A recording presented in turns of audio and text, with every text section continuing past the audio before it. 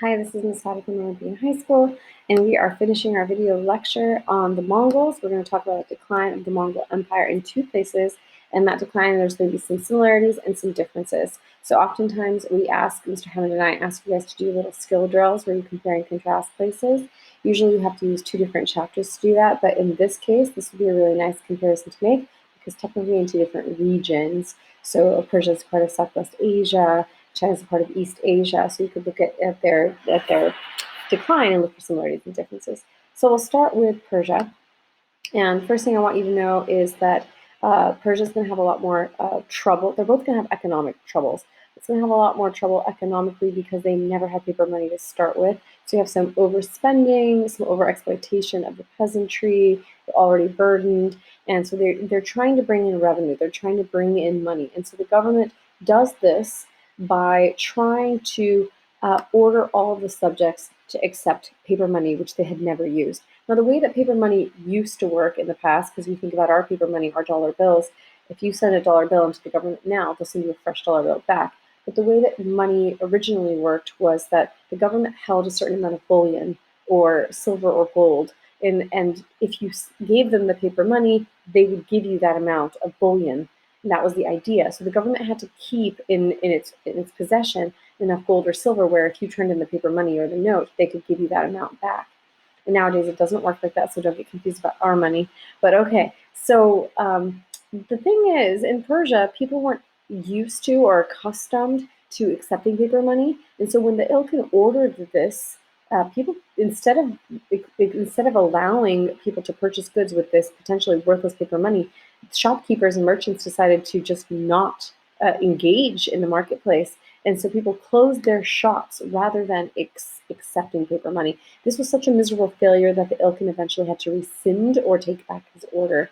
In addition to these economic difficulties, you also have factional fighting. So a faction is a group, a small group that's like vying for power or competing for power. And then you have the Ilkhan dying without an heir, without a son to take over. And this eventually is going to cause the control in Persia, the government, to collapse. So it's going to do what we call devolve, which means it goes from being like a larger centralized government to being operating on a smaller level with more local control. And that's not until Turkish people imposed control here in the 14th century. So that is the 1300s. So that's what happens in Persia, what you think of as Iran today. What about in China? Well, in China, it gets a little bit more complicated. You also have financial trouble. So in the Yuan dynasty, the Mongol part of China, you have the Mongols were used to taking paper money, so that wasn't the problem. The problem here was that the government, and by the way, the paper money acceptance happened way back from post-classical early Tang and Song dynasties.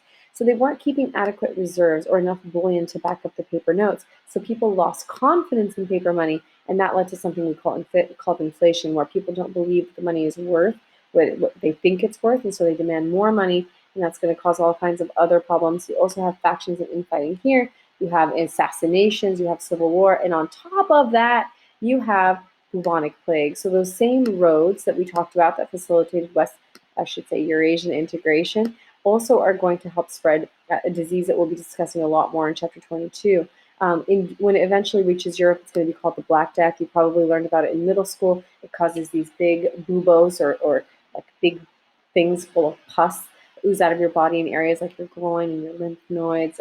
Sorry, I don't want to point to those things, but anyway, it's not pleasant, and half the population is going to die from it, especially in the early stages of the bubonic plague.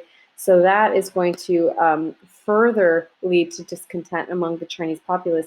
Not to mention that they weren't allowed to participate in government in China. Remember that the Mongols stayed aloof from their subjects. They had considerable contempt for the Chinese people, and their Chinese subjects returned that contempt back.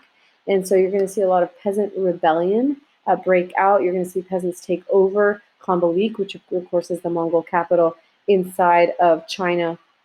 Okay, so you can read about that in your book, and the Mongols are going to flee amidst these rebellions.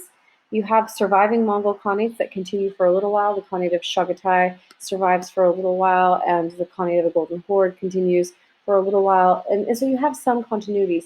There is a group in the Crimea that sees themselves as having this Mongol identity. all the way up